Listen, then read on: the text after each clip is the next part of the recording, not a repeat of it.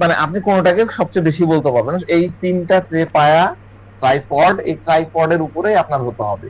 এবং হোমিওপ্যাথি লিটারেচারের মধ্যে যে বিষয়গুলো আছে সেগুলোর উপরে আপনাকে কিন্তু ফোকাস দিতে হবে, তারপরে মেডিসিনের উপরে ফোকাস দিতে হবে। তো সেই ফোকাস বা মনোযোগ ধরে রেখেই আমরা কিন্তু অনেক বেশি নিজেদেরকে সমৃদ্ধ করতে পারি। তো যাক, আমরা আজকে কোকুলাস ইন্ডিকাস মেডিসিনটা বেছে নিলাম। কেন বেছে নিলাম? এমনিতেই তো অনেক মেডিসিন আছে। তো আমাদের সবচেয়ে বড়, হোমিওপ্যাথদের সবচেয়ে বড় সুবিধা কি জানেন? সবচেয়ে বড় সুবিধা হলো আমরা যখন কোনো মেডিসিন খুব ভালোভাবে শিখে নিই, তার সব রকম সূক্ষ্ম বিষয় একদম পুঙ্খানুপুঙ্খ বিবরণ এবং গভীর বিশ্লেষণ জেনে নিই, তখন সেটা দিয়ে আমরা কিন্তু নানান ধরনের চিকিৎসা আমরা সম্ভব। হ্যাঁ, আমাকে অনেকেই বলেন যে স্যার হোমিওপ্যাথিতে কি এই ডিজিজটা ভালো হবে, স্যার হোমিওপ্যাথিতে কি ওই ডিজিজটা হবে। এই বিষয়টা তো তা না। বিষয়টা কি এরকম, আপনার অসুখের তো নাম একটা, এক্স ওয়াই জেড একটা অসুখের নাম, সেটার থেকে আপনার গুরুত্ব হতে হবে। আমি গত ক্লাসে বুঝাচ্ছিলাম যে আইনস্টাইনের ল দিয়ে, তাই না? তো গুরুত্বপূর্ণ হতে হবে যে মেডিসিনটা কোন দিকে, মানে মেডিসিনের মানে যত পথ আছে, যত বিষয় আছে গভীর ভাবে জানা। তো আরেকটা বিষয় আমাদের মধ্যে থাকে, সেটা হলো আমরা সবসময় স্পেসিফিক মেডিসিনের দিকে খুঁজি। জ্বর হয়েছে অ্যাকোনাইট দাও, পাতলা পায়খানা হয়েছে পডোফাইলাম দাও, জন্ডিস হয়েছে চেলেডিনিয়াম দাও। এই বিষয়টা কিন্তু এরকম না। আমি গতদিন কিন্তু বুঝাইছিলাম আপনাদেরকে যে হোমিওপ্যাথি কখন রকেট স্পিডে কাজ করবে। আমরা সবাই বলি যে হোমিওপ্যাথি হলো স্লো, আরোগ্যের গতি হচ্ছে স্লো, কিন্তু কখন স্লো হয় সেটার উত্তর কিন্তু গত ক্লাসে হয়েছে, তাই না? তো যখন আমি কলেজে স্টুডেন্ট ছিলাম, এখন আমার এখানে কিছু স্টুডেন্ট আছে, তখন আমরা কি করতাম, স্পেসিফিক অসুখের জন্য স্পেসিফিক মেডিসিনের কথা বেশি বেশি করে শেখার চেষ্টা করতাম। যদি কারো বেশি খুবই হাঁচি হয় তাহলে নেট্রামিউর দাও, কোনো মহিলার মুখে যে জিনের কি বলে ঘোড়ার জিনের মতন মেস্তা পড়ে যায় তবে সিপিয়া দাও, যদি কান্নাকাটি করে তাহলে অল্পতেই কেঁদে দেয় পালসেটিলা দাও, সামান্য জ্বর আসলে অ্যাকোনাইট দাও, কারো যদি ব্যথা থাকে তাহলে রাস্টক্স দাও, তাই না?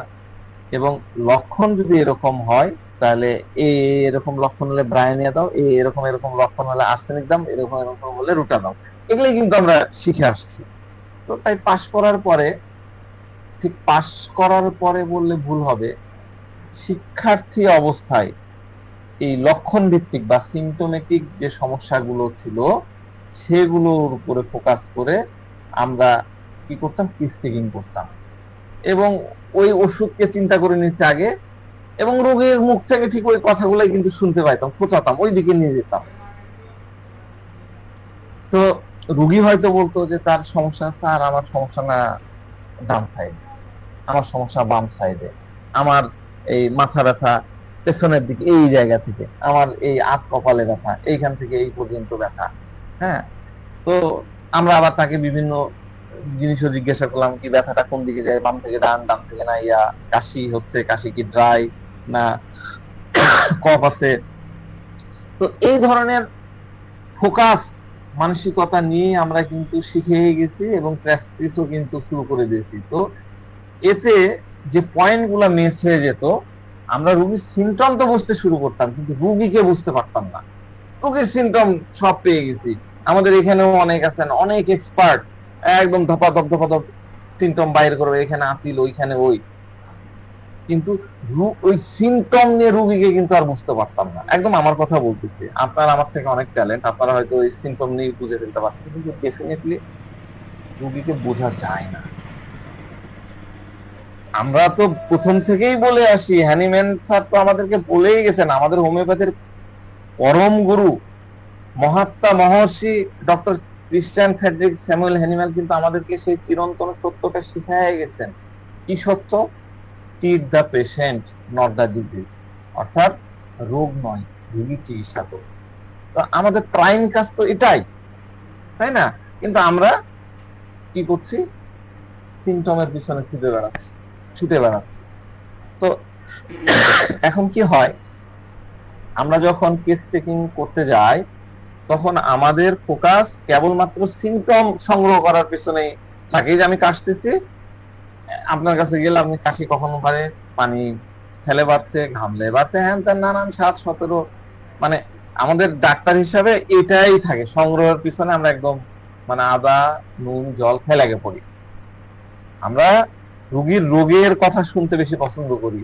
আমরা দেখা যাচ্ছে রুগী আসলো, রুগীর রোগের কথা শুনছি, তার রিপোর্ট আছে, X-ray report, ultrasound report, blood report, হ্যাঁ, এই রিপোর্ট গুলো খুঁটিয়ে খুঁটিয়ে দেখতে এত সময় দিই যে আমরা বুঝতেই পারি না রুগীকে কখন বুঝবো।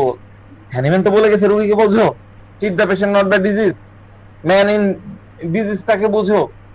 কিন্তু আমরা কিন্তু সেটা করছি না, আমরা ওই রিপোর্ট নিয়ে আছি আর ওই লক্ষণগুলাই তুচ্ছি। তো যতক্ষণ না রুগীকে বুঝতে শুরু করি বা তার সাথে কথাবার্তা বলি অথবা তার লক্ষণগুলা অ্যানালাইসিস করার সময় আসে, দেখা যাচ্ছে এই যে 2-4টা কথা, তারপরে এই রিপোর্ট দেখতে দেখতে অলরেডি আধা ঘন্টা 1 ঘন্টা পার। তো আপনার একটা রুগীর জন্য আমরা ম্যাক্সিমাম আধা ঘন্টা সময় দিই, যারা ভালো ডাক্তাররা আছি, বা 25 মিনিট সময় দিই। আপনি যদি 15-20 মিনিট এই করেই পার করে দেন, তারপরে কি হবে? আপনি যখন এত পাতা উল্টালেন, এই অ্যানালাইসিস করলেন, এগুলা নিয়ে আপনি কিন্তু এক্সহস্টেড হয়ে পড়লেন। আপনিও এক্সহস্টেড হলেন, আমিও এক্সহস্টেড হলাম, রুগীও এক্সহস্টেড হয়ে পড়লো। তো সেই মুহূর্তে আমাদের মাথায় কিন্তু ঢোকে না, কারণ রুগী তখন ক্লান্ত, আর রুগী সিমটম দিতে চায় না, রুগী খুব বেশি কথা বলতে চায় না। সে চায় আপনি মাত্র, প্রত্যেকটা রুগীরই ইয়া থাকে, কনস্ট্যান্ট থাকে, ডাক্তারের কাছে যাব 2 মিনিট 4 মিনিট 5 মিনিটের মধ্যে, বাস ডাক্তার বুঝে যাবে, আমাকে ওষুধ দিয়ে দিবে। তো রুগী নিজেও বুঝতে পারে না কেন আপনি আধা ঘন্টা 45 মিনিট সময় নিচ্ছেন তার মেডিসিন সিলেক্ট করতে, কেন এত বেশি সময় নিচ্ছেন।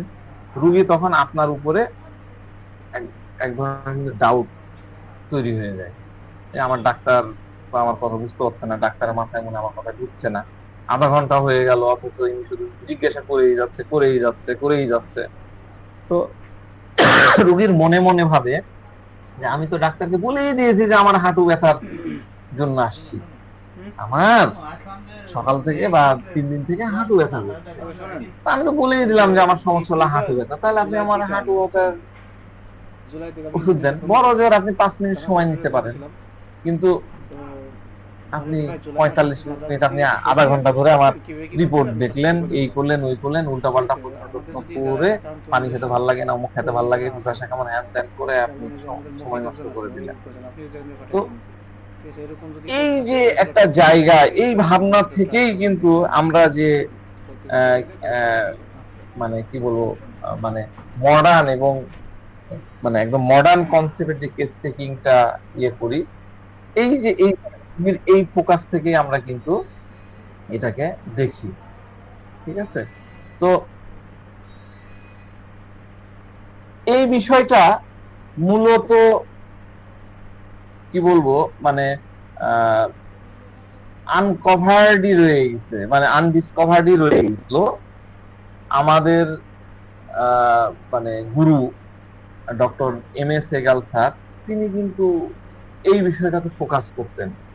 তিনিও খুব মানে ট্র্যাডিশনাল কি বলবো হোমিওপ্যাথ ছিলেন।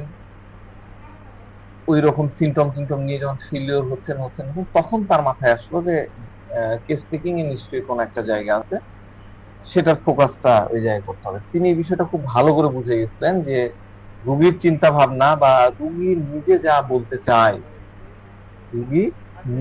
বলতে চায়, আমরা যদি সেটার উপরে ফোকাস না করে বিভিন্ন টেকনিক্যাল, হ্যাঁ, মানে টেকনিক্যালিটি বা যেটাকে বলে জটিলতা, জটিলতার মধ্যে যদি আমরা তাকে ফেলে দিই, তার কাছ থেকে এমন সব তথ্য বা ইনফরমেশন বের করার চেষ্টা করি যার সাথে তার নিজের কোনো সম্পর্কই নাই, যার নিজের কোনো কনসার্নই নাই, সেদিকে তার কোনো কনসার্নই নাই, তবে সে আপনাকে কখনোই সঠিক উত্তর দিবে না।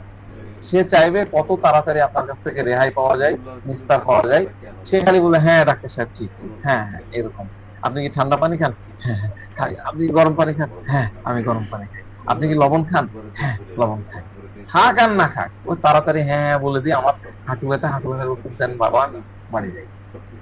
তো এইভাবে যত সময় যাবে আস্তে আস্তে রোগীর মনোযোগ কিন্তু সেখান থেকে ডাইভার্ট করে যাবে। আসলে সে মূলত কোন কারণে আসছিল আর আপনি নিয়ে যাচ্ছেন কোন দিকে। তাহলে কেস টেকিং এর সময় এই বিষয়গুলো অনেক গুরুত্বপূর্ণ।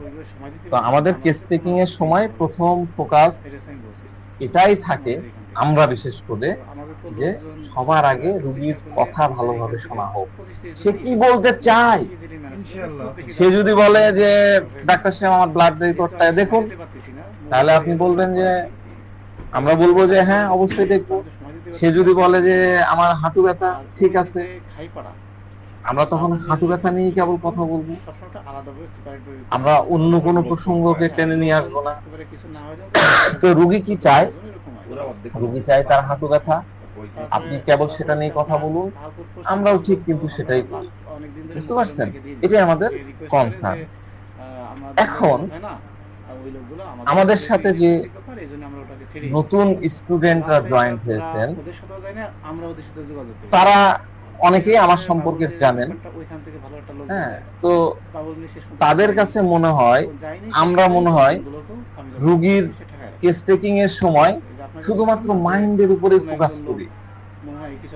যেহেতু আমি মাইন্ডের রুব্রিক্স গুলো পড়াই, মাইন্ডের ইয়েগুলো বলি, তো তারা কিন্তু এই ধারণাটা মনে করে যে ছাত্র খালি মাইন্ডের উপরে ফোকাস করতে হবে, আমাদেরকেও স্যারের মতন হবে, আমরাও মাইন্ডের উপরে ফোকাস করব। মানে রুগী এসে বসার সাথে সাথে তাকে জিজ্ঞাসা করবো, জি জি বলুন আপনার মনের মধ্যে কি চলছে, আপনার কি খুব রাগ হয়, আপনার স্বভাব কেমন, এই প্রশ্নগুলো বসা মাত্রই করা শুরু করে দেবে। এরকম হয়তো নতুনরা ভাবতে পারে। তো আমরা ভাবি যে এই যে আমরা যে সিস্টেমটাকে, এটাকে অনেকেই নাম দেয় মাইন্ড টেকনিক, কেউ বলে মাইন্ড মেথড, যাই হোক সেটা আমরা বলতেছিলাম। তো আমরা যে সিস্টেমে সরি কেস টেকিং করি, আমাদের কাজ হয়তো এটাই যে কেবলমাত্র মাইন্ডকে ফোকাস করতে হবে। হ্যাঁ, তাই শুধু মনের কথাই জিজ্ঞাসা করো, বিষয়টা কিন্তু এরকম না। আমরা ফোকাস করি। আমাদের কাছে এমন কিছু রোগী এসেছে যাদেরকে অন্য কেউ বলে পাঠায় দিয়েছে, হয়তো বলছে যে আপনি ডাক্তার কাউসারের কাছে যান, জানুন ভালো ডাক্তার, ওনার কাছে গেলে উনি কিন্তু আপনার মাইন্ডের কথাবার্তা বেশি শুনবে। হ্যাঁ, আপনার মনের মধ্যে কি চলছে সেটার কথা বলবে। বিশেষ করে আমি দেখেছি, আমার পার্সোনাল অভিজ্ঞতা, আমার স্টুডেন্টরা যে পেশেন্ট আমাকে রেফার করে,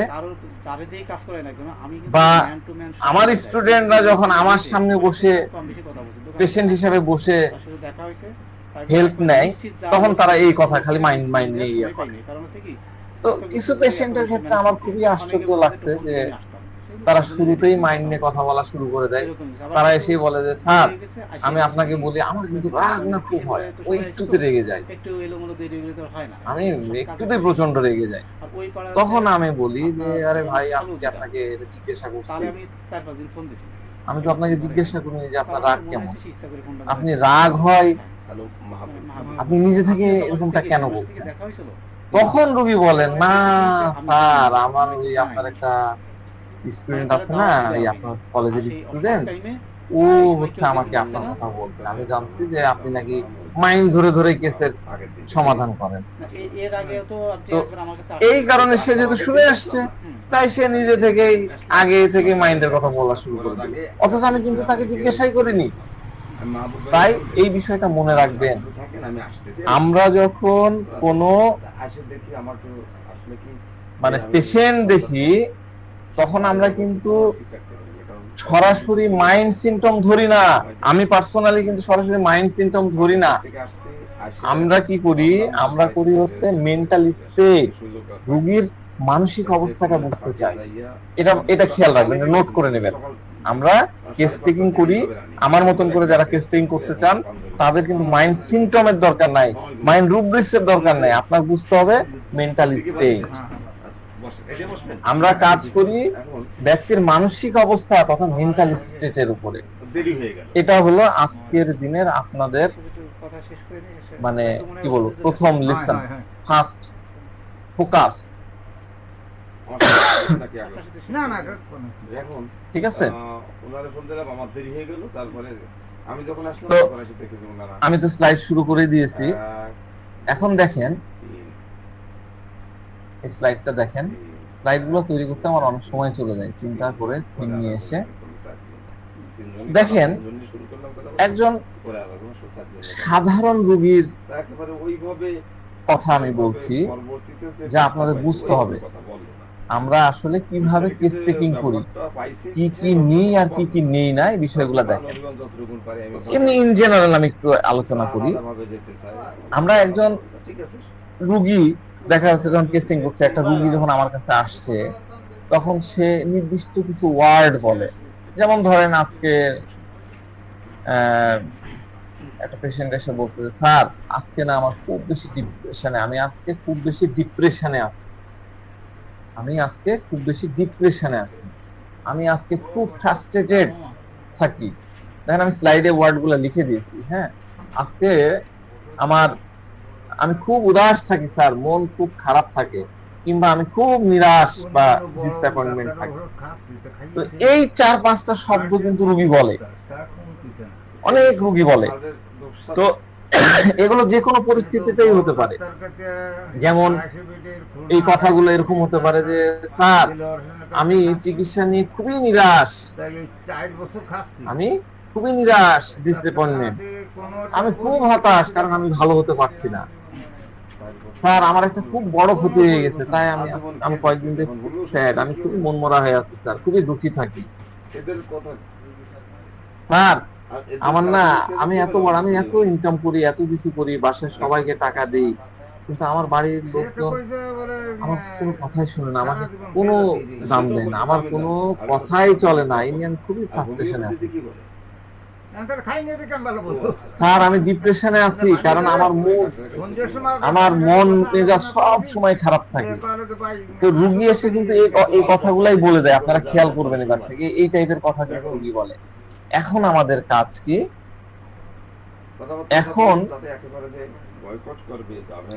এখন আমাদের কাজ হলো এই আবেগ বা ইমোশন গুলোকে ফিল্টার করা। বুঝতে পারছেন? ফিল্টার করা তো বুঝেন, ছেঁকে তোলা, ইমোশন গুলোকে ফিল্টার করা। রোগী তো কেবল তার আবেগ বা ইমোশন গুলাই প্রকাশ করে দেয়, আমাদেরকেও কিন্তু ওই সময় নিজেকে কন্ট্রোলে রাখতে হবে, নিজেকে কন্ট্রোলে থাকতে হবে। ঠিক আছে, আমার পাশে আমার এক স্টুডেন্ট বসতো অনেক আগে। তো আমার সামনে একটা পেশেন্ট আসছে, এসে সে তার ইমোশন দিচ্ছে, ইমোশনাল মানে এক্সট্রিম আউটবাস্ট হচ্ছে উইপিং, কান্না শুরু করে দিল।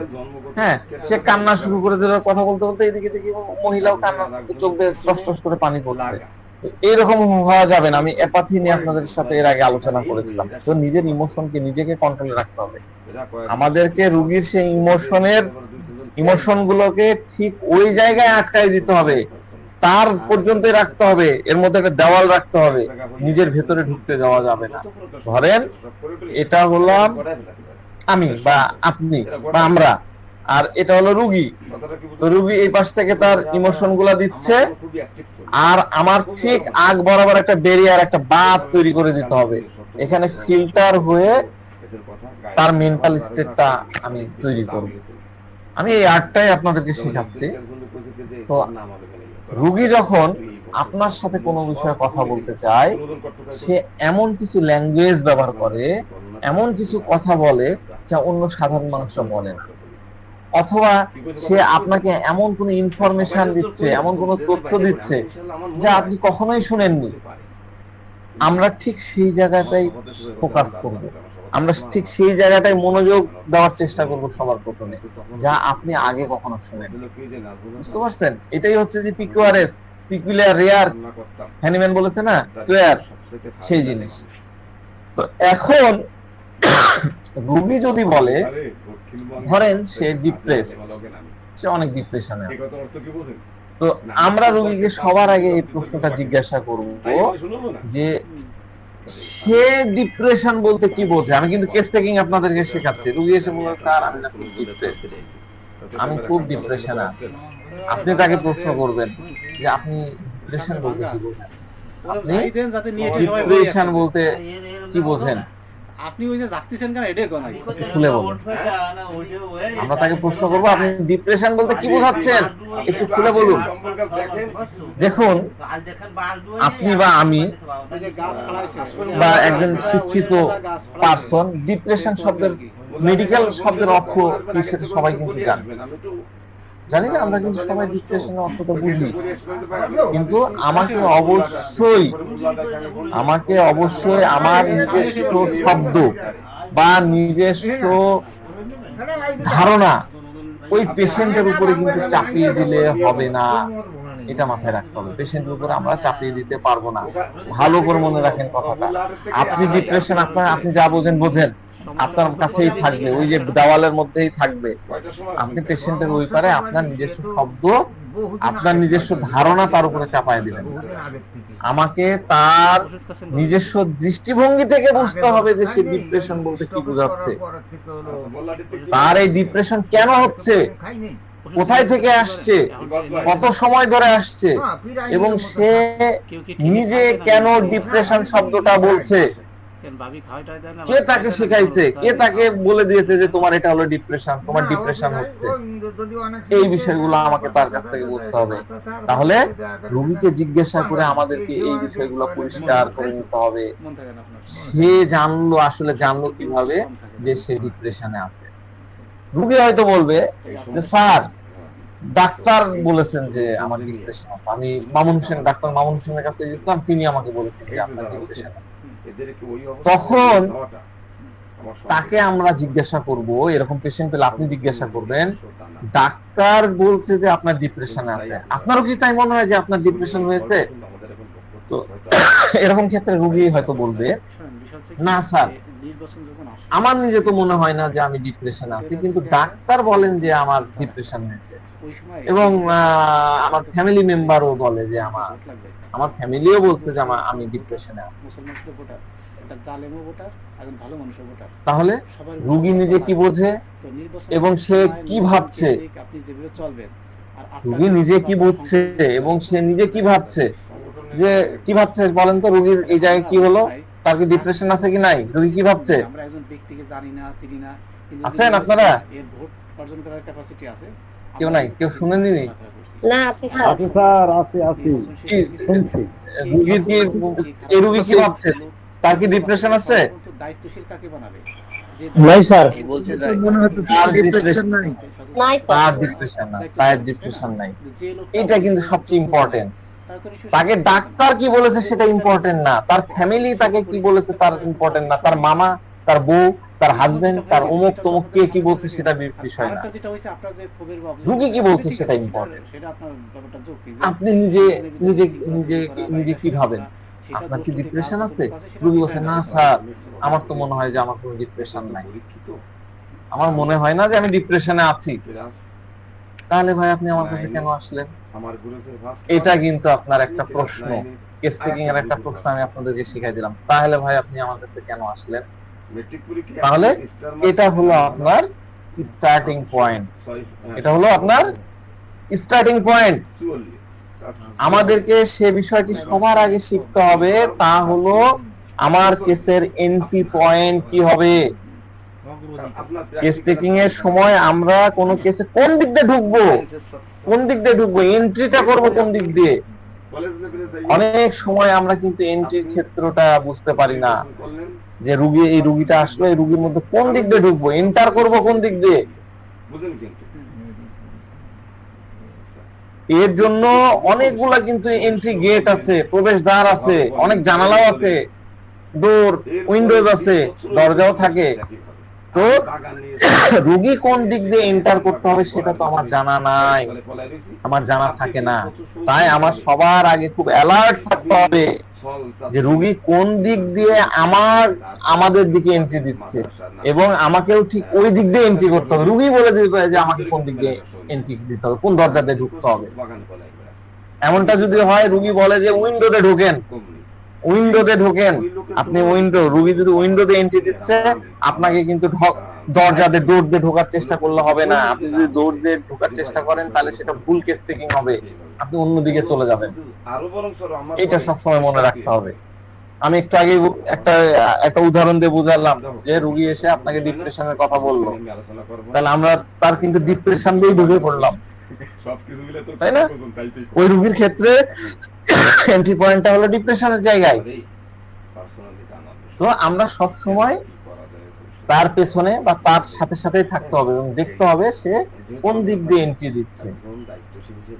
দ্বিতীয়ত, রোগী যদি বলে ডাক্তার সাহেব আমি আজকাল খুব উদাস থাকি, তবে সবার আগে বুঝতে হবে তার ফিলিংসটা কি, ফিলিংস থাকে স্যাডনেস বা এই উদাসীনতার সময় তার মনের ভিতরে আসলে কি রকম ফিলিংস বা অনুভূতি কাজ করে। এটা কিছু প্রাইমারি কথাবার্তায় চলে আসে, আমাদের কিন্তু ভুল করলে চলবে না। তো এরপরে আলোচনায় আসি। এখন আমি যে বিষয়গুলা আলোচনা করব খুবই ইম্পর্টেন্ট, খুবই ইম্পর্টেন্ট। এর আগে আমি আলোচনা করেছি কিন্তু আমি আবার আলোচনা করছি। এই বিষয়গুলো আপনাকে পেশেন্ট থেকে ভালো করে বুঝে নিতে হবে, তাকে জিজ্ঞাসা করে ক্লিয়ার হতে হবে। কেস টেকিং এর সময় প্রত্যেকটা পয়েন্টে, আমি এখন যে পয়েন্টগুলো আলোচনা করব এই পয়েন্টের আপনাকে গুরুত্ব দিতে হবে। কি পয়েন্ট? আমি নেক্সট স্লাইডে চলে যাচ্ছি।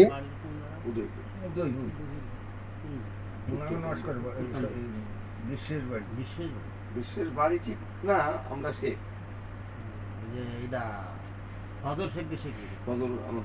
আচ্ছা, আমি এই স্লাইডটা দেখাইনি আপনাদেরকে। হ্যাঁ, আমি পরের স্লাইডে চলে যাচ্ছি।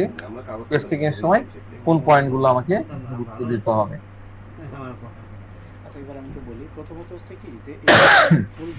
প্রথম পয়েন্টটা, হোয়াট হি সেড। কি বললাম? What he said.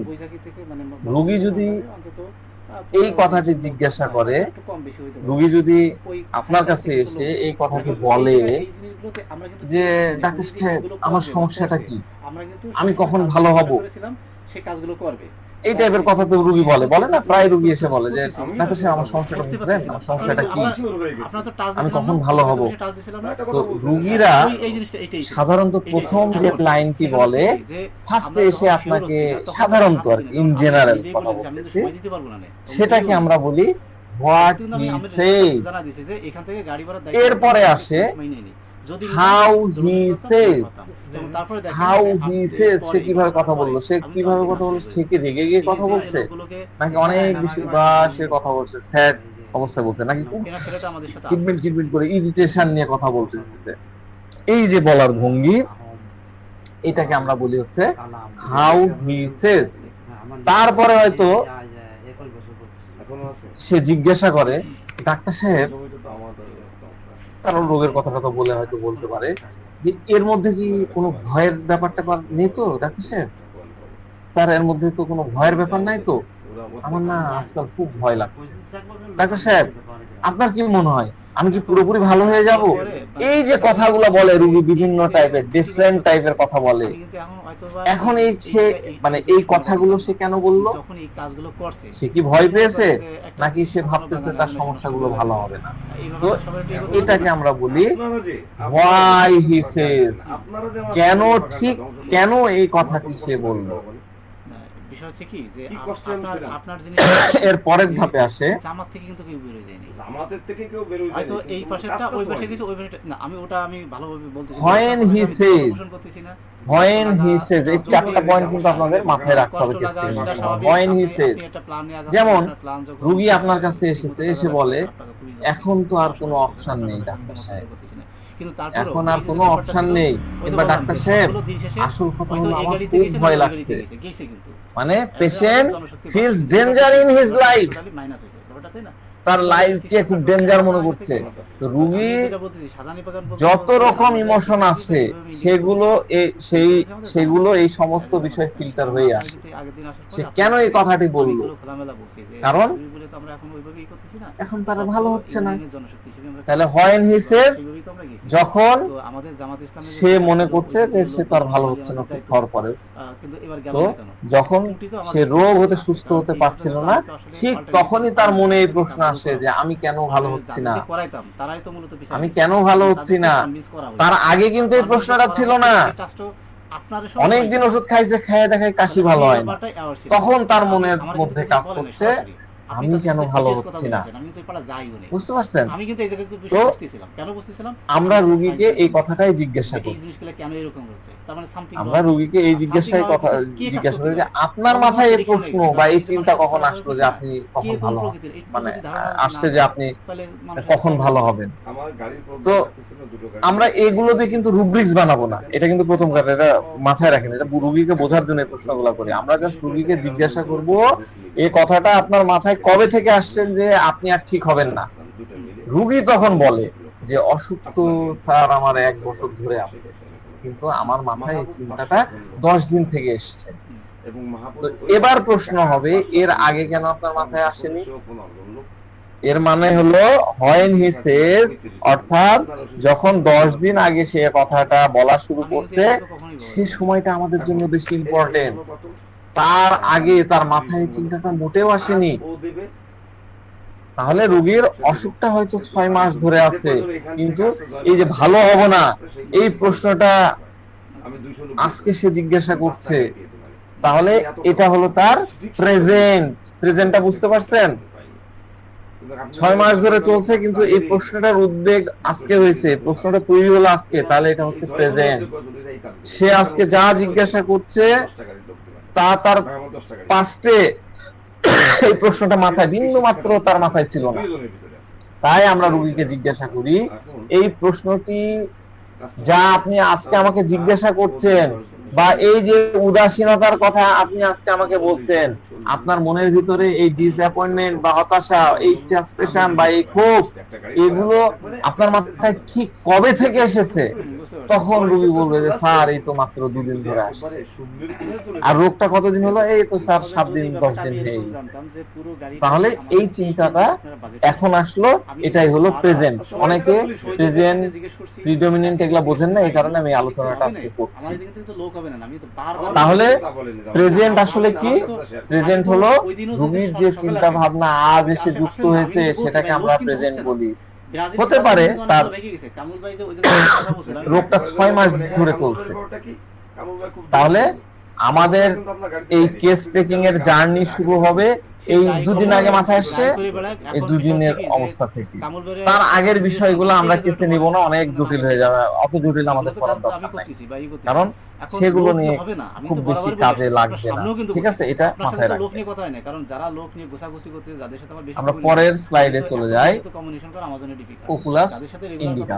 আমি এর আগে আলোচনা করেছিলাম, কিছু ক্লাসিক্যাল আলোচনা করেছিলাম, ওই বিষয়গুলো আমি স্কিপ করে যাচ্ছি। যদি সময় থাকে আমি মানে শেষ ক্লাসের দিন এটা আলোচনা করব। হ্যাঁ, তো আজকে আমরা আলোচনা করব ওকুলাস ইন্ডিকা মেডিসিনটা নিয়ে। হ্যাঁ, তো এই মেডিসিনটা সম্পর্কে আমার তেমন কোনো আইডিয়াই ছিল না। কলেজ লাইফে বিভিন্ন বই ঘেটে বুঝেছিলাম এটা হলো নাইট ওয়াচম্যান। কি নাইট ওয়াচম্যান? রাত জেগে যারা পাহারা দেয় তাদের জন্য ওষুধ। নাইট রিমেডি হলো কোকুলাস। আর খুব ক্লাসিক্যাল লক্ষণ, ক্লাসিক্যাল ডাক্তাররা খুব ইম্পর্টেন্স দিতেন যে গাড়ি চলার সময় বা ট্রাভেলিং এর সময় যে বমি বমি ভাব আসে, মাথা ঘোরে, তার ওষুধ হলো কোকুলাস। বলতে পারেন আমরা কেবল এই মানে আমার পার্সোনাল ক্ষেত্র হচ্ছে এই দুটো লক্ষণ বা সিমটম মাথা নিয়েই কিন্তু কলেজ থেকে বের হয়েছি। আর যখন আমরা আমাদের ক্লিনিকে প্র্যাকটিস শুরু করলাম, আমরা রোগীকে বুঝতে শুরু করলাম, তখন এই মেডিসিন বা ওষুধটা সম্পর্কে অনেক অনেক বিষয় বুঝতে পারলাম।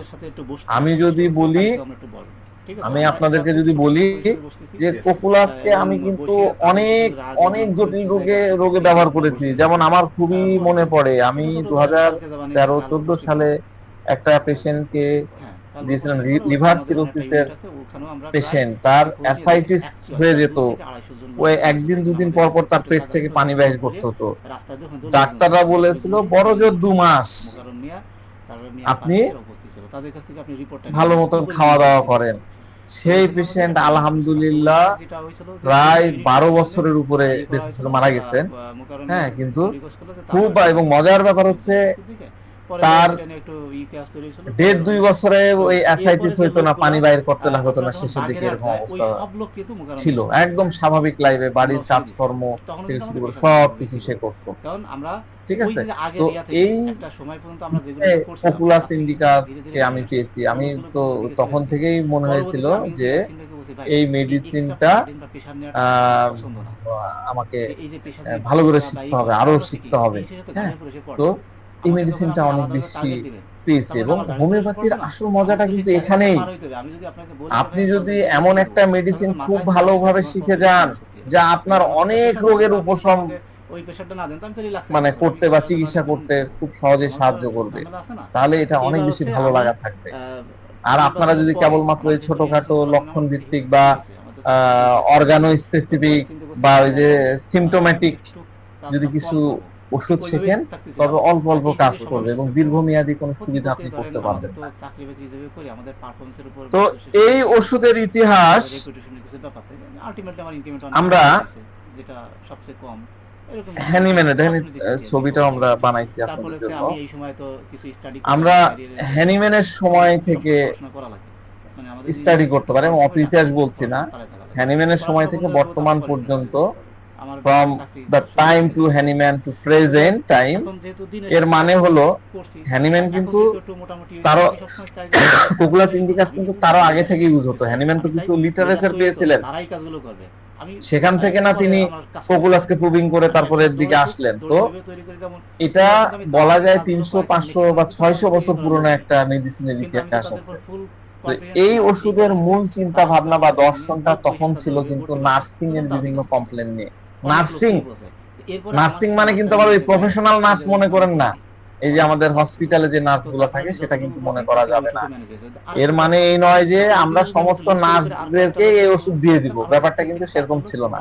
এখানে নার্সিং মানে হলো যার স্বভাব অন্যদের যত্ন নেওয়া, অন্যদের কেয়ার করা, যে সব সময় অন্যদের চিন্তা করে, অন্যদের চিন্তা করে, যে নিজের কথা কি করে, নিজের কথা নিয়ে পড়ে থাকে না, নিজের বিষয় নিয়ে পড়ে থাকে না, বরং অন্যের কথা সব সময় মাথার মধ্যে থাকে, সেই একজন ভালো নার্স। তাহলে নার্সের গুণটা বুঝতে পারলেন? নার্সিং এর মধ্যে কি গুণ থাকে? কি থাকে? হ্যাঁ, সেলফলেসনেস। কিন্তু কার কথা মনে থাকবে? অন্যের কথা মানুষের মাথায় থাকবে, তাই না? অন্যের কথা তার মাথার মধ্যে থাকবে, তার নিজের বিষয় নিয়ে পড়ে থাকবে না।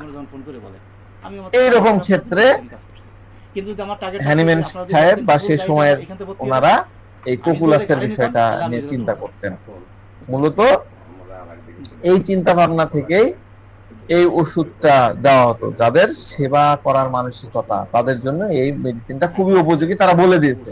কিন্তু আমরা তো অনেক অ্যাডভান্স হয়ে গেছি এখন, হ্যানিম্যানের ওই জায়গায় নাই, আমরা ওটাকে আরো ডিপার লেভেলে চলে গেছি। ঠিক আছে, এবার আমরা পরের স্লাইডে আসি। আমরা যখন রেপার্টরি নিয়ে স্টাডি করা শুরু করলাম, রেপার্টরিতে আমরা দেখলাম সবার আগে এই দুইটা রুব্রিক হ্যাঁ একদম সামনে চলে আসলো। কি? একটা হলো অ্যাংজাইটি ফর আদার্স, আপনারা দেখতে পাচ্ছেন, অ্যাংজাইটি ফর আদার্স। আরেকটা কি আছে? Careful about others. দেখতে পাচ্ছেন না, এই যে অ্যাংজাইটি ফর আদার্স আর careful about, anxiety for others আর এই যে কেয়ারফুল অফ আদার্স। তো দেখুন, অ্যাংজাইটিতে এসেছে, অ্যাংজাইটি আসছে হচ্ছে প্রথম রুব্রিক্সটাতে কি আছে? অ্যাংজাইটি। দ্বিতীয় রুব্রিক্সে আছে কেয়ারস। এই দুই শব্দটা কিন্তু চলে আসলো।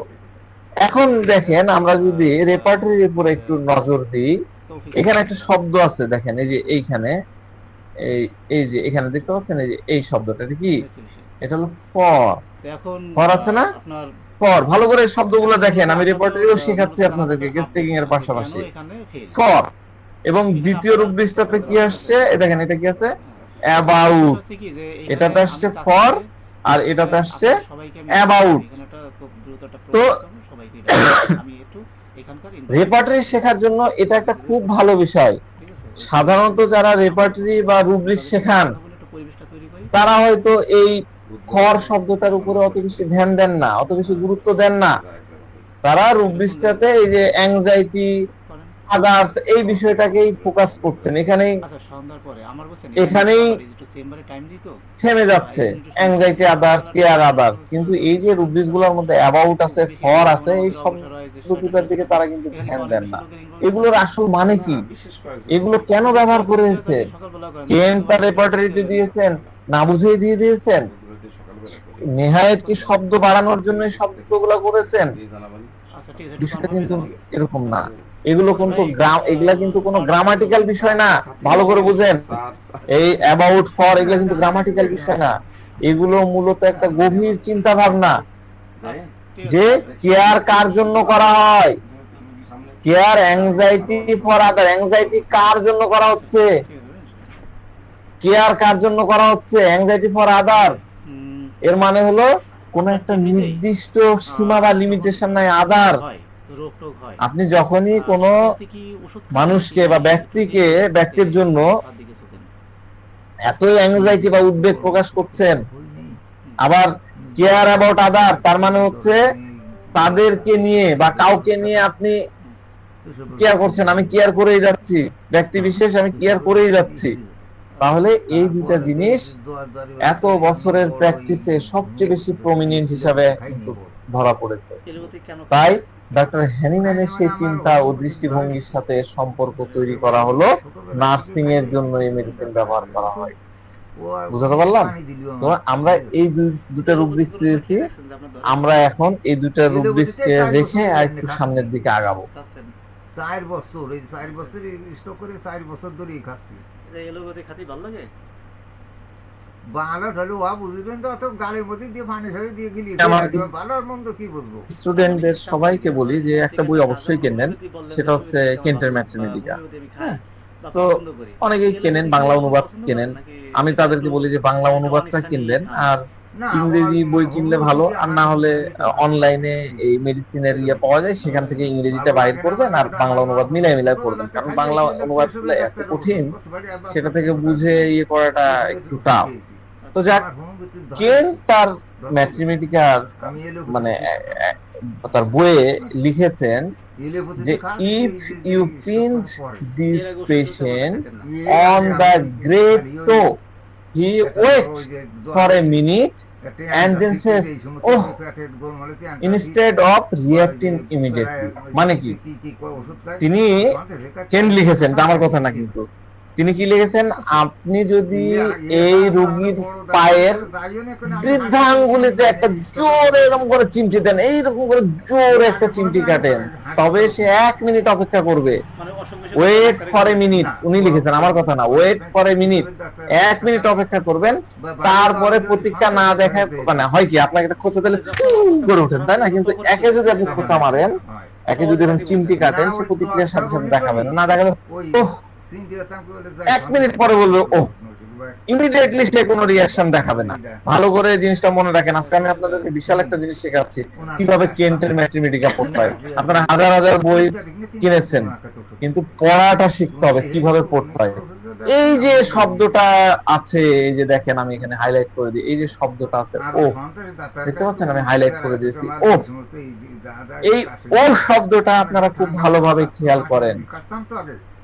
এটাই হলো সেই একমাত্র শব্দ যেটা দিয়ে আপনি কোকুলাসকে শিখতে পারবেন, কোকুলাসকে চিনতে পারবেন।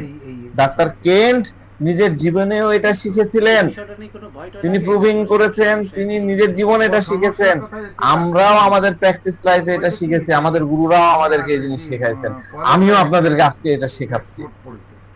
অর্থাৎ এই যে ও শব্দটা কেবল কোকুলাস রোগী ব্যবহার করে, এই ও শব্দটা কেবল মাত্র কোকুলাস রোগী ব্যবহার করে।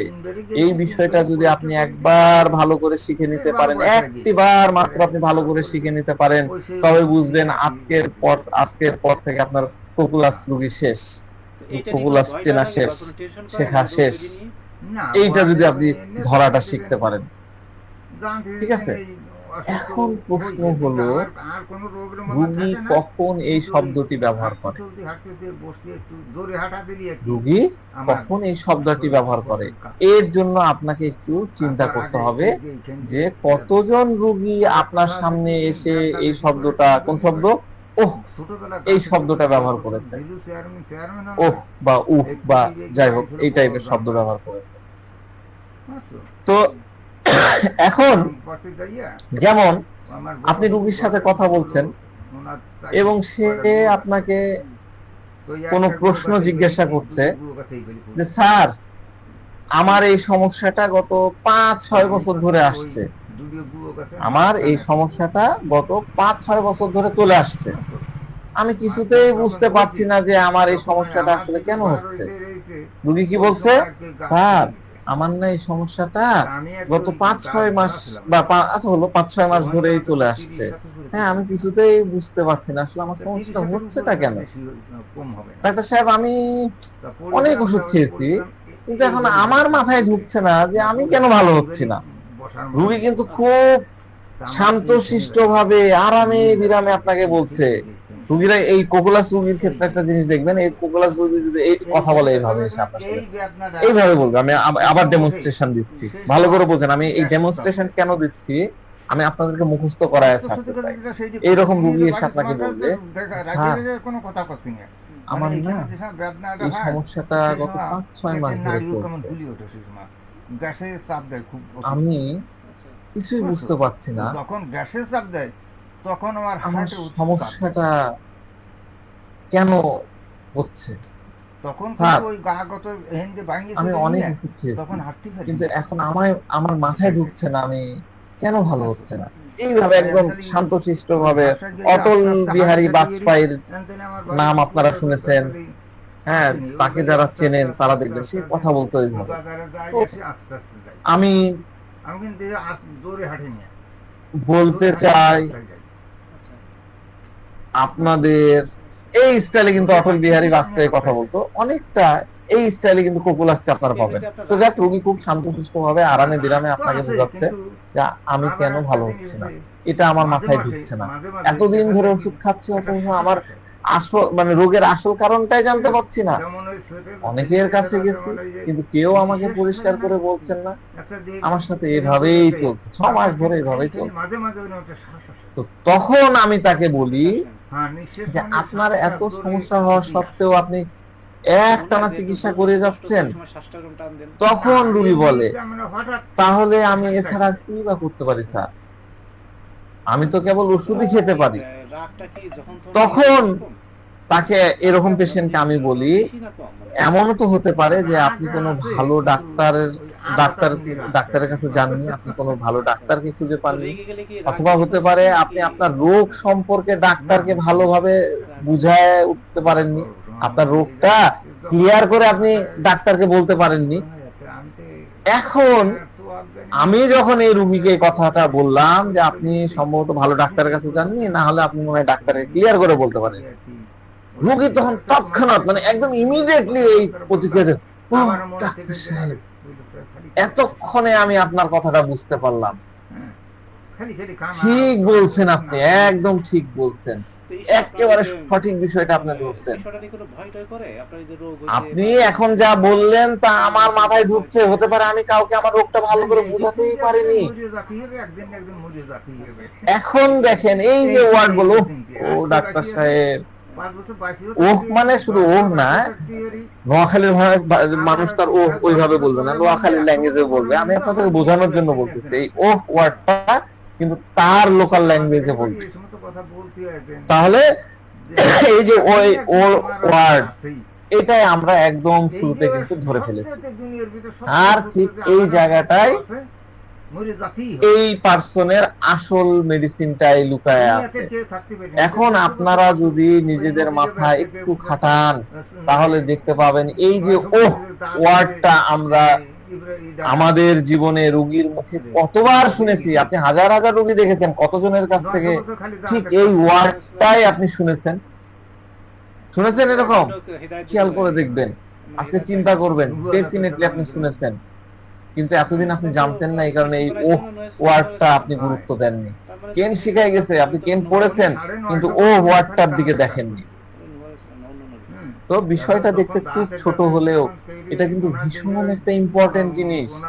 এটাই হলো মূল চাবিকাঠি। কি ডাক্তার কেন তো আমাদেরকে বলে গেছেন, কিন্তু আমরা বুঝতে পারিনি।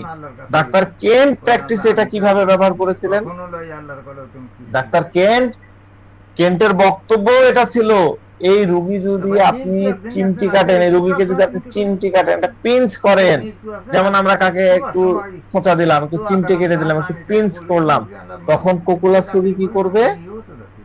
আপনি তাকে পিঞ্চ করার পরে সে কিছুক্ষণ থামবে, গন্ডারের চামড়া না, কিছুক্ষণ থামলো।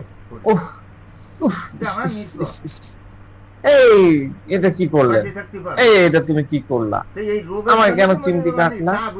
অর্থাৎ তার এই যে রিয়াকশন একটু দেরিতে আসলো, লেটে আসলো, এটাই হলো কোকুলাসের অন্যতম পরিচয়। তাই আমি আপনাদের একদম মিনিমাম একটা জিনিস শিখিয়ে দিলাম, যে আপনার প্র্যাকটিসে এই শব্দটা যাতে আপনি আপনার প্র্যাকটিস আপনার রোগীর মুখ থেকে শোনেন, এই শব্দটা শোনার, এই ওয়ার্ডটা শোনার অভ্যাসটা আপনি তৈরি করেন। এমন কোন রোগ নাই। আজকে তো খেলা আছে, আমরা একটু শর্ট করব, আর একটু আলোচনা করে শেষ করবো। হ্যাঁ, মানে এখনো কোনো ই হয়নি, কিন্তু এই যে হলো বড় তো ডক্টর কেন এই যে বাক্যটা বলে গেলেন আগের স্লাইডে, যেটা বললাম, একটা সমস্যা বুঝছি, বা এই ফ্রেজ বা এই যে ও, কোনো ব্যথা, এই বিষয়টার সাথে যুক্ত করে আমরা এই বিষয়টাকে আমরা রুব্রিক্সে কনভার্ট করতে যাচ্ছি, রুব্রিক্সের সাথে সম্পৃক্ত করতে যাচ্ছি। এই দেখেন, আমরা রুব্রিক্স দিয়ে দিয়েছি, কি দিয়েছি? আমরা দিয়েছি dullness, understand, does not, question address to her, only after repetition. এই মুহূর্তে আপনার কোনো জায়গায় সিনথেসিস রেপার্টরিতে এটা আছে। আর কেন্টের রেপার্টরিতে কি লেখা আছে? কেন্টের রেপার্টরিতে লেখা আছে, খুব সুন্দর করে লেখা আছে, dullness understands question only after repetition, understand questions only after repetition। কিন্তু এই যে রিপিটেশন,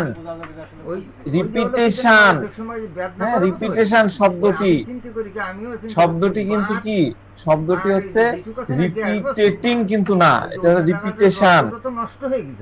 এখানে কি হয়, আপনি অনেক স্যারের কাছে শুনবেন, ইউটিউবেও ভিডিও আছে, বিভিন্ন জায়গায় আমরা যাই, দৌড়ে বেড়াই, হ্যাঁ, তো এই যে এইখানে কিন্তু শব্দগত বিষয় কিন্তু থাকেই, হ্যাঁ, শব্দগত অর্থের বিষয় আছে। আমি যাক আর ওইদিকে যাচ্ছেন, সময়ের ইয়েতে আছে, আলোচনা পরে করি। তো আমরা কিন্তু একটা বিষয়, রেপার্টরি বোঝাটাও কিন্তু একটা আর্ট, একটা দারুণ কলা, এটা কিন্তু সহজ কাজ না, এটা শিখতে হয়। আমরা এখানে ম্যাক্সিমামই রেপার্টরি শেখার গ্রামার ছাড়াই কিন্তু রেপার্টরি শিখে গেছি, কারণ আমরা তো ক্লাস করিনি। আমাদের বিএইচএমএস যারা আছেন তারা হয়তো ক্লাস করেছেন, কিন্তু আমার ডিএইচএমএস টা ম্যাক্সিমাম এই ক্লাসগুলোকে ফাঁকি দিয়ে এই কি হবে, একটু শিখাই যায়, ডিকশনারি দেখলাম, বিষয়টা কিন্তু এরকম না। তো এই জায়গায় কি আছে দেখেন, আমরা রেপার্টরির এই রুব্রিক্সটা বোঝার জায়গায় চলে আসি সরাসরি। এখানে কি আছে? আন্ডারস্ট্যান্ড কোশ্চেন, কোশ্চেনের পরে একটা এস দেওয়া আছে, দেখতে পাচ্ছেন? এই দেখেন, কোশ্চেনের পরে এই যে আন্ডারস্ট্যান্ড কোশ্চেন, এই যে দেখেন এখানে এস দেওয়া আছে, দেখতে পাচ্ছেন? এস, কোশ্চেনস, কোশ্চেন না কিন্তু, এর মানে কিন্তু একটা প্রশ্ন, কোশ্চেন মানে একটা প্রশ্ন, আর কোশ্চেন অনেকগুলো, বিষয়টা মাথায় রাখতে হবে। আর কি বলছে?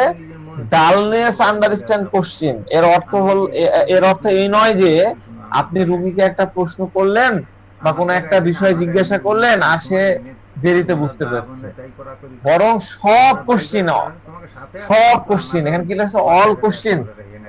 সে বলে যে কেউ আমাকে কোনো প্রশ্ন জিজ্ঞাসা করুক, যে কোনো প্রশ্ন জিজ্ঞাসা করুক না কেন, যে কোনো সময় জিজ্ঞাসা করুক না কেন, যতক্ষণ না সে কথাটা রিপিট হচ্ছে বা বারবার তার সামনে আসছে, ততক্ষণ তার মাথায় ঢোকে না। তাহলে হয় কি যে এখন সামাজিক এখানে যে যোগাযোগের রিপিট নাই, বেশিরভাগই কিন্তু বা দেখবেন বারবার বলা, মূলত ব্যাপারগুলোই বেশি এটি priority। আসলে ন্যায় কে অন্যায়ের করছে? গুরুত্ব এই কিন্তু কম থাকে। রিপিটিং শব্দটা আসলে কোত্থেকে আসছে? তারপরে আমাকে দলের এ ধরুন, এই যে ব্যাপারগুলো একদম বাড়ির নীতি নৈতিকতা বোধ কম থাকে প্রত্যেক লোক কি, মানে আমাদের ফ্যামিলির মেম্বার, তার ফ্যামিলি মেম্বার কি বারবার কথাটি বলছে, রিপিট করছে, নাকি তার আশেপাশের মানুষ কি বারবার রিপিট করছে? না, এই রিপিটিং বা বারবার বলার প্রক্রিয়াটা কিন্তু তার নিজের মনের ভেতরেই চলছে, অন্যরা করছে তা না, তার মনের মধ্যে চলছে। কিরকম আমি বুঝাচ্ছি, খুব ঠান্ডা মাথায় বুঝেন। রুগী মনের ভেতরে একটা ক্যাসেটের মতন একটা জিনিস, ক্যাসেট, আপনারা এখন যারা ইয়াং তারা হয়তো ক্যাসেট প্লেয়ার দেখতেন কিনা আমি জানি না, জানার কথা। তো ক্যাসেটে আমাদের সময় একটা ইয়ে ছিল, রিপিটিং হতো, বারবার বারবার বারবার প্লেব্যাক হতে থাকতো। হ্যাঁ, যে কোনো মানে একটা অংশ, একটা গান বারবার রিপিট হচ্ছে, বারবার বারবার বারবার প্লেব্যাক হতো, প্লেব্যাক বলা হয়। হ্যাঁ, তো ওই রকম। তো তার মনের মধ্যে কোনো জিনিস ঠক ঠক ঠক ঠক করে বারবার মনে করাই দিচ্ছে, রিমাইন্ড করে দিচ্ছে। যেমন এই ব্যক্তি, একটা ব্যক্তির সকাল 7টায় যেতে হবে, তাকে সকাল 7টায় উঠতে হবে, তাকে সকাল 7টায় উঠতে হবে, সকাল 7টায় উঠতে হবে। ভালো করে বিষয়টা বুঝেন, কয়বার বললাম সকাল 7টা, এই বিষয়টা সে নিজে খুব ভালো করে জানে, কিন্তু তার মাথা বা মগজে জট করে একদম হিট করে না যে তাকে সকাল, মানে ধরেন যে সকাল 7টায় উঠতে হবে বারবার বলছে, কিন্তু তার মাথায় কাজ করছে না, মাথা একদম ফট করে হিট করছে না যে তাকে সকাল 7টায় উঠতে হবে। তাহলে তার এই চিন্তাটি তার ঠিক কটার সময় হিট করবে? যে আমাকে সকাল 7টায় উঠার বিষয়, এটা তার অসুখ থাকা সত্ত্বেও, ধরেন 1 মাস ধরে ভালো করে সে জানে যে প্রতিদিন সকাল 7টায় ঘুম থেকে তাকে উঠতে হয়, কিন্তু এখন তার রোগ হয়েছে, অসুখ হয়েছে, তার কারণে তার নিজের মাথায় একটা অ্যালার্ম সেট করে রাখতে হয় যে সকাল 7টায় উঠতে হবে। আগে তো সে তার নিজে থেকে মুখে বলতো না যে সে সকাল 7টায় উঠতে হবে। এখন যেহেতু অসুখ হয়েছে, এখন সে বারবার রিমাইন্ডার দেয় যে আমাকে সকাল 7টায় উঠতে হবে, আমাকে সকাল 7টার সময় উঠতে হবে, আমাকে সকাল 7টার সময় উঠতে হবে, আমাকে সকাল 7টায় উঠতে হবে। কিন্তু কি হয়, তার মস্তিষ্ক ডাল হওয়ার কারণে, তার মাথা, মস্তিষ্কের যে প্রসেসিং বিষয় আছে সেটা মন্থর হওয়ার কারণে মস্তিষ্কের এই নির্দেশনা বা ইনস্ট্রাকশনটা ঠিক মতো ফলো করতে পারে না। এই ডালনেসের কারণে সে ঘুমাতে যাওয়ার আগে নিজেকে রিমাইন্ডার দেয়, তাগাদা দিচ্ছিল যে আগামীকাল সকালে কিন্তু তুমি 7টার সময় বাড়ি থেকে বের হতে হবে, আগামীকাল সকালে কিন্তু তোমাকে 7টার সময় বাড়ি থেকে বের হতে হবে। হ্যাঁ, তো তার শোয়ার আগে রিমাইন্ডার আসে 7টার সময় বাড়ি থেকে ইয়ে হতে হবে, কিন্তু ডালনেসের কারণে মাথায় আসে যে সকাল 7টার আগে থেকে বাসায় বের হতে হবে, কিন্তু এই ইনফরমেশন সে নিজের ভিতরে, নিজের মস্তিষ্কের ভিতরে কোনো জায়গায় স্টোর করে রাখতে পারে না, স্টোর করে রাখতে পারে না, এবং এই কারণে তার নিজের ক্ষমতায় সে সকাল থেকে সকালে যে উঠতে হবে 7টায় যদি যেতে হয় তাহলে তাকে ডেফিনেটলি 6টার সময় উঠতে হবে বা 6:30 সময় উঠতে হবে। তো এই টাইপের রুগী এসে বলে যে ডাক্তার সাহেব, আমি নিজেকে 10 বার এই কথাটি বলি যে সকালবেলা আমাকে বেরোতে হবে, কাল আমার বন্ধু আমেরিকা থেকে আসছে, তার সাথে আমাকে দেখা করতে হবে, কালকে আমাকে যেতে হবে, এটা আমি বারবার মাথায় বলতে থাকি, কিন্তু আমি জানি না যে কি হয়, সকালে যখন আমি ঘুম থেকে উঠি তখন কি যেন হয়ে যায়।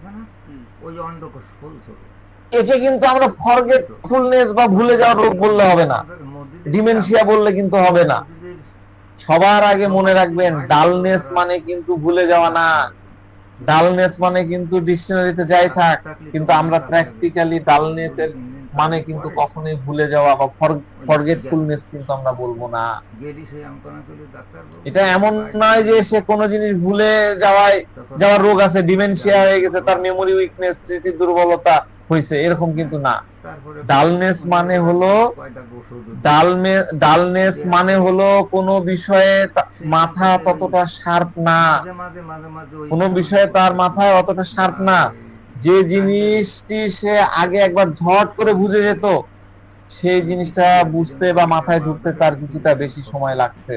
কিন্তু ডাইনদারে বিসিতে নরম তাই তার হঠাৎ করে মনে পড়ে যায়, যেমন আমি আবার ওই ওফ ওয়ার্ডে ফিরে যাই, আগের স্লাইডের ওফ ওয়ার্ডে। আমি আপনাদেরকে এই ওফ ওয়ার্ডটা কিছুতেই ভুলতে দেব না। রোগের কথা বলবো, এই যে ওফ শব্দটা, এই তো সবকিছু।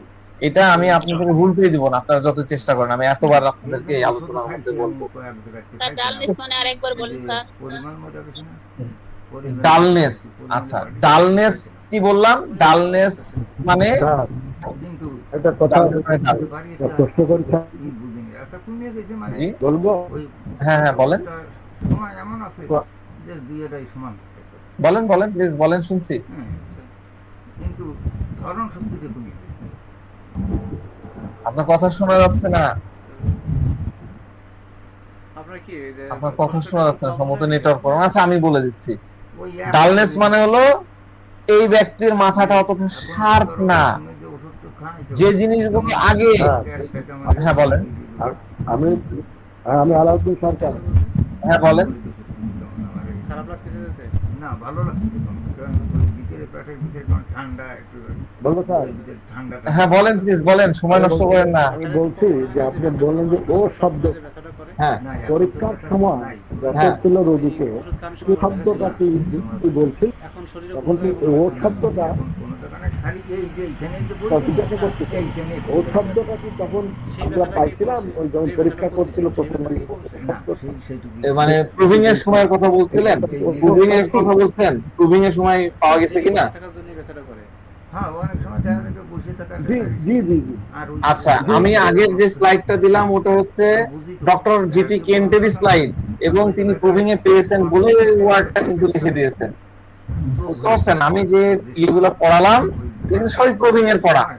সেই সময় আমি গতদিন হিরোইনাম পড়াইছিলাম, সেটাও কিন্তু প্রুভিং এর পড়া, প্রুভিং এরই সব। আমি সেই জিনিসগুলোকে আপনাদের কাছে সহজ করে ব্যাখ্যা করছি যে ম্যাথমেটিক্যাল গুলো এইভাবে পড়তে হয়। তো ঠিক আছে আমরা আলোচনায় যাই। হ্যাঁ ঠিক আছে, আপনি একটু মিউট হয়ে যান। শরীরটাই তো ভিতরে একটা ভালো লাগা কাজ করে, সার- মনের ভিতরে তো একটু ফুরফুরে না, আছে। সেটা হলো সেই দুর্বলতা ডালনেস। ছিল, সেই দুর্বলতাটা একটু ঝট করে মাথার মধ্যে ঢুকছে না, অনেক সময় লাগছে, সেটা হচ্ছে ডালনেস। তো কি মনে হচ্ছে যে এই ও শব্দটি এখন কি হলো, আস্তে আস্তে ধরেন টাইম পার হয়ে গেল, এই ব্যক্তির ক্ষেত্রে বলছি যার বন্ধুর সাথে দেখা করতে যাওয়ার কথা ছিল, তার দুপুর 2টার সময়, মনে করেন যে 7টা হলো না, বন্ধুর সাথে রিশিডিউল করলো 2টার সময় বন্ধুর সাথে দেখা করতে যেতে হবে। এখন সে চুপচাপ বসে আছে, নিজের মতো কিছু একটা কাজ করছে, কোনো একটা কিছু করছে, অথচ গতকাল সে পুরোপুরি প্রিপারেশন রেখেছিল যে সকাল 7টার সময় আমি যাব, আবার 7টার সময় পারলো না, পরে বন্ধুকে ফোন দিয়ে 2টার সময় রিশিডিউলিং করলো, 2টার সময় বন্ধুর সাথে দেখা করবো, সে ইয়ে করছে, বসে আছে। গতকাল পর্যন্ত তার পুরা মাথায় প্রস্তুতি ছিল যে সকালে উঠতে হবে, 6টার সময় উঠবো, 6:30টার সময় উঠে রেডি রেডি হয়ে বন্ধুর সাথে দেখা করতে যাব। কিন্তু আজকে ঘুম থেকে যখন উঠলো 6:30 বাজে, তখন দেখে যে 6:30 বেজে গেছে। তো বেজে গেলে কি হয়, আমরা সাধারণ মানুষ, আমরা কোকুলাস না, আমরা কি তাড়াহুড়া করে নাস্তা টাস্তা করে রেডি হয়ে চলে যাই, কিন্তু এ তো কোকুলাস। সে কি করছে, সে দেখা যাচ্ছে ঘুম থেকে উঠে নিজের যাচ্ছে, নিজের মতন করে কাজ করে যাচ্ছে। এইভাবে দেখা যাচ্ছে যে 40 মিনিট পার করে দিয়েছে, 6:45 বাজায় দিয়েছে, বা 2টার সময় যদি শিডিউল করে থাকে 2:45 বাজায় দিয়েছে। এবার যখন ঘড়ির দিকে তাকাচ্ছে,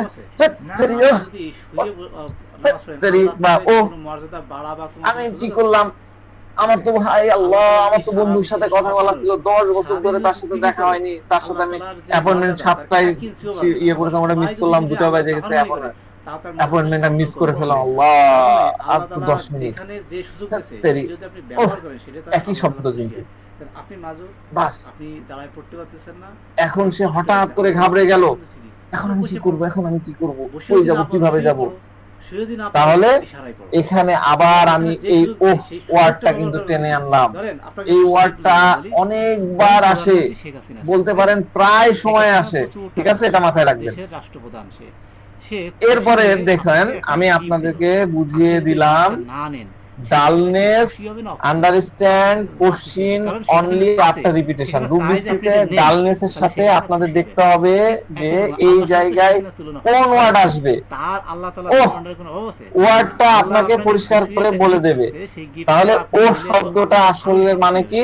And আপনি যদি মনে করেন ও আল্লাহ শব্দটার যদি মনে করে আসল মানে যে হলো, খুব আমি, ইম্পর্টেন্ট, নোট করে নেন, না পড়ে ভিডিও চাইবেন না, এই হুনে মনে এখানেই নোট করে আল্লাহই নেবেন। আপনাকে ও শিখিয়েছে। শব্দটার আল্লাহ অসীম আসল দয়াশীল। মানে আল্লাহ হলো দয়ার কোনো শেষ এই নেই। যে ডালনেস আল্লাহকে ছিলাম, ও সেই বলা মানে হলো জিনিসটা ডালনেসটা ভেঙে গেল। সেটাকেই গ্রহণ করতে হবে। ব্রেকডাউন অফ ডালনেস করবেন, সব ও হয়তোবা কখন ইউজ করে? যখন আমি ডালনেসটা যতটুকু ভেঙে যায়। আপনি ভালো করে মাথায় রাখেন, সুন্দর ডালনেস, করে এই যে এই রুব্রিক্সটা, ডালনেস অন্তত আন্ডারস্ট্যান্ডিং যেমন এই কোশ্চিন শিক্ষাটা অনলি সবই আফটার করতে রিপিটেশন, মনে এই নিয়ে তো ডালনেসটা মনোযোগ যখন দিতে হবে। ভেঙে যদি যায় শুরু রুব্রির করবো, মধ্যে, তখন তবে বুঝি যখন ও খুশি খুশি শব্দটা এই খুশি খুশির সাথে বলতে তেরি, হবে।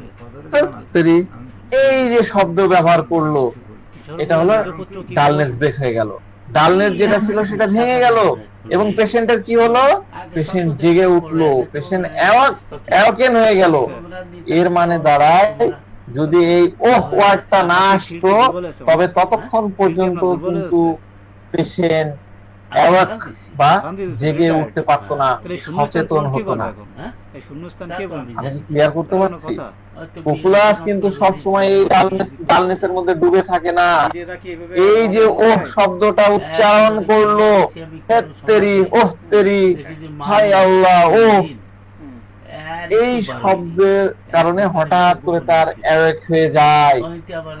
তাই যখন তার মাথায় ঝট করে স্ট্রাইক করে, ওহ আমাকে যেতে হবে। আপনারা নিজেরাই দেখেন, এই ওয়ার্ডটা আপনার নিজের জীবনে আপনি কতবার বলেছেন? আমার তো মনে হয় কেউ না কেউ আপনাদের মধ্যে প্রায়ই এই কথা বলে থাকেন। ধরেন ওয়াইফ বলল, তুমি আজকে বাজারে গিয়েছিলে, তোমাকে যে বাজার করতে বলেছে, বাজারে গিয়েছিলে? হ্যাঁ গিয়েছিলাম। আমার ক্ষেত্রে তো হয়, আমাকে কিন্তু চেম্বার শেষে বাজারে যেতে হয়, 2টার পরে 2:30টার দিকে বাজারে যাই। তো তুমি বাজারে গিয়েছিলে? হ্যাঁ। তোমাকে যে আলু নিয়ে আসতে বললাম, নিয়ে আসুনি যে? তোমাকে আলু নিয়ে আসতে বলেছিলাম যে? হ্যাঁ বলেছিলে, তুমি আনোনি তো? ওহ ছাই খোদা, আমি তো আলুর কথা একদমই ভুলে গেছি, আলু আনার কথা ভুলে গেছি। এই দেখেন, আমি ও বলে ফেললাম। ও আচ্ছা, মানে দেশের পরিস্থিতি জিজ্ঞেস করছেন। এখন আপনারা হয়তো বলবেন যে পেশেন্ট এসে কি বলবে? আপনি নিজের কথা বলতেছেন, বাড়ির কথা, পেশেন্ট কি বলবে? এটাই বলবে যে ডাক্তার সাহেব, অনেকগুলো বিষয় সামনে আমার ভুলে যাওয়ার রোগ হয়েছে, এইগুলো যে কোনো সময় নাটকীয় মোড় নিতে পারে। আমার আজকাল কিছুই মনে থাকে না। আমরা বাঙালি জাতি আসলে তার মানে আমরা এদেশের মানুষজন মানে তার কিন্তু মনে থাকার মানে মনে না থাকার রোগ হয়নি, মন ভোলার রোগ হয়নি। সে নিজেই বোঝে না যে ওই আলু আনতে বললো, আলু কাকে বলে আর ডালনেস কাকে বলে। সে বাজারে গেছে, সে জানতো আলু কিনতে হবে, সে আলুর দিকে তাকায়ওছে, হ্যাঁ আলু। দেখুন ডালনেস কাকে বলে, এবার ডালনেসের ব্যাখ্যা আরো প্র্যাকটিক্যাল ওয়েতে দিচ্ছি। সামনে আলু পড়ে আছে, সেদিকে সে তাকালো, এই তো ডায়মন্ড, এটা তো কার্ডিনাল আলু আছে না, গোল্ড, এই আলুর নাম কিনতে গেলে ভ্যারাইটি, কিন্তু সে কিনে নিয়ে এলো টমেটো। সে আলুর দিকে তাকাইছে, আলুর দিকে তাকাইছে, এবং তার মাথায় এটা আসছে যে আমার বাসা থেকে তো মিসেস ফোন দিয়েছিল, কিছু একটা আনার কথা ছিল, কিছু একটা আনার বলছিল। সামনে জিনিসটা পড়ে আছে, সে দেখতে পাচ্ছে, কিন্তু তার মেমোরিতে আনতে পারছে না।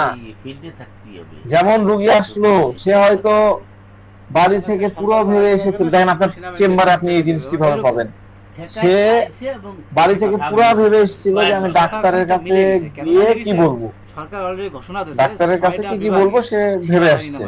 তাকে বলতে হবে যে আমার এই জায়গাটায় ব্যথা, বা আমার রাত্রে ঠিক মতো ঘুম হচ্ছে না, এটা কিন্তু সে ভেবেছে।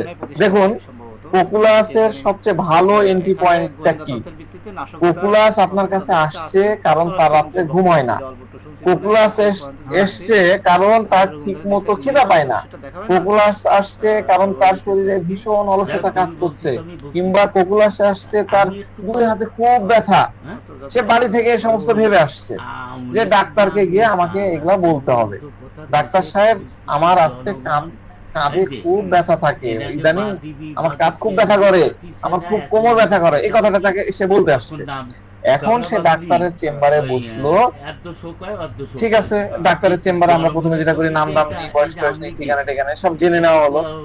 এবার জিজ্ঞাসা করা হলো যে জি বলেন আজকে আপনার আমার কাছে কেন আসতে হলো, আপনি আজকে কেন আসলেন, বলেন আপনার কি হেল্প করতে পারে। আমরা তো এই প্রশ্নগুলো করি।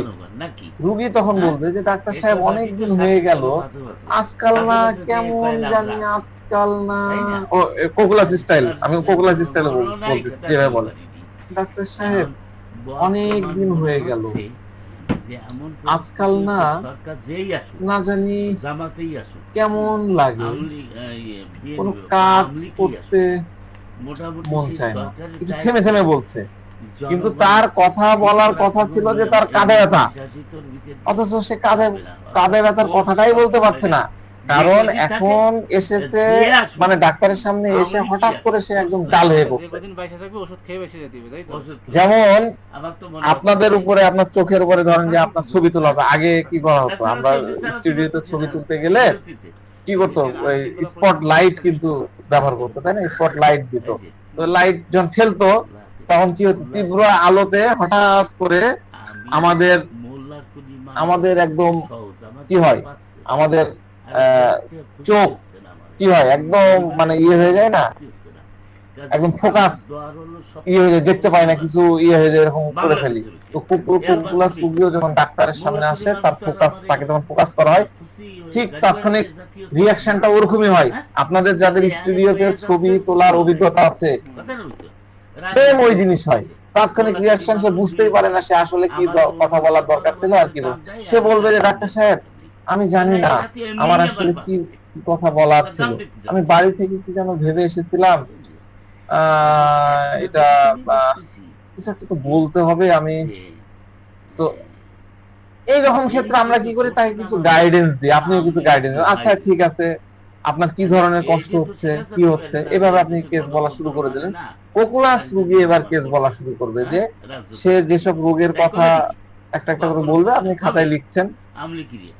একদম শেষে আপনি যখন জিজ্ঞাসা করবেন, তার পেটের ধরেন যে তার কনস্টিপেশনের কথা হলো, খাবার রুচি হ্যান ত্যান যা যা আপনারা জিজ্ঞাসা করেন সেটা হবে। একদম শেষে আপনি জিজ্ঞাসা করলেন, আচ্ছা আপনার ঘুম কেমন হয়, এই সময় রোগী বললেন ডাক্তার সাহেব আমি তো মূলত এই ঘুমের সমস্যার জন্য আপনার কাছে আসছিলাম, আসল কথাটাই তো আপনাকে বলতে ভুলে গেছি, বুঝলেন ডালনেসটা কিভাবে তার ভেঙে গেল।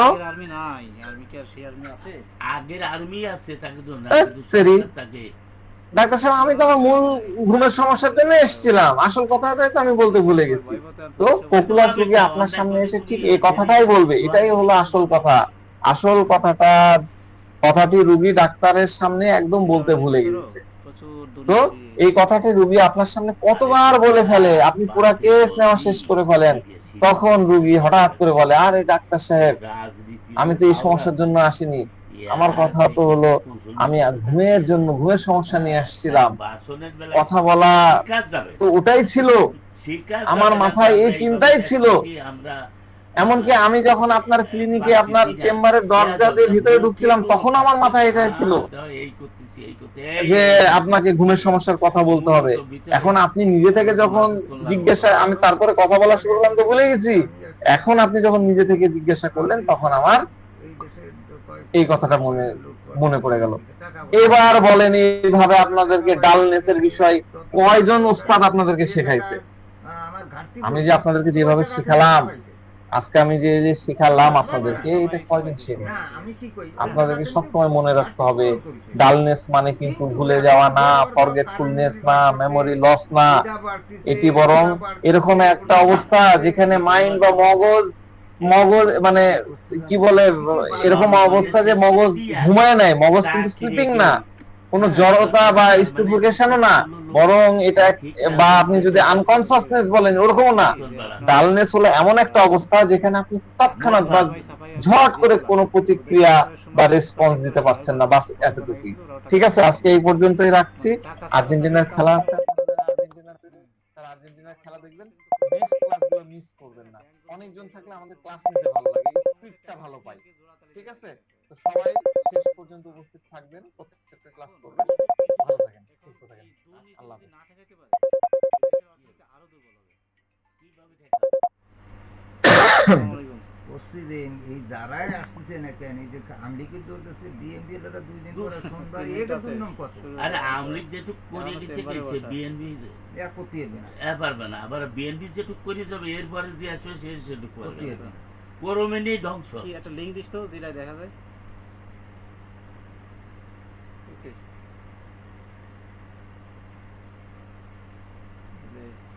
আচ্ছা, তারপরে মিটিং এ গিয়েছিলে? গেছিলাম। আচ্ছা, কি অবস্থা? লোকজন ভালোই হয়েছিল, আপনার সার্কিটও ছিল তো, সার্কিট ভরে টরে আশেপাশে গলি টলিতেও লোকজন ছিল। আর কিছু লোক তো যেন ঢোকে আর বেরোয়, মানে মনে করেন যে দূরের থেকে গেছে, যাই সমাবেশ স্থলে হাজিরা দিল, হাজিরা দিয়ে এদিক ওদিক ছড়াই গেলো যার যার কাজে। বললো তো কথা কি শুনবে? হ্যাঁ। আমি একটু কই, হুম, হ্যাঁ? বলেন। আমরা আমাকে কইতে তো কোনো অসুবিধা নাই। না না, না, কোনো বলছি। সমস্যা নেই, কোনো সমস্যা নেই। মূলত কথা আছে যে ওইখানে আমি গেলেও জনগণ আইছে, এই যে হুম, তারা মিটিং শোনা উপলক্ষে হোক আমার দ্বারা যে কাজ হবে তা হয়ে যাবে, আচ্ছা। কিন্তু যখন আমি বেরোই নেই, হ্যালো। হ্যাঁ, এই যে হুম। তখন আর ওই লোক ওই মিটিং এর উপলক্ষেও যে ভাবছে যে আমরা দারুণ যারা আছে, আমি গ্যাস হয়তো লাইট আনবো। সে লোক না জানে থাকো কেতি হ্যাঁ কথা বলছো, বুঝছি। মিটিং উপলক্ষে আইছে, গাড়িতে ভিড়িয়ে আচ্ছা, আইছে, ঠিক আছে, দেখতেছি। আইছে কিন্তু বেশিরভাগ লোক আইছে জনসভার উদ্দেশ্যে এই দারে আমার। কিন্তু আমি যখন একেবারে রুমের ভিতর বদ্ধ, বাইরের আলো দেই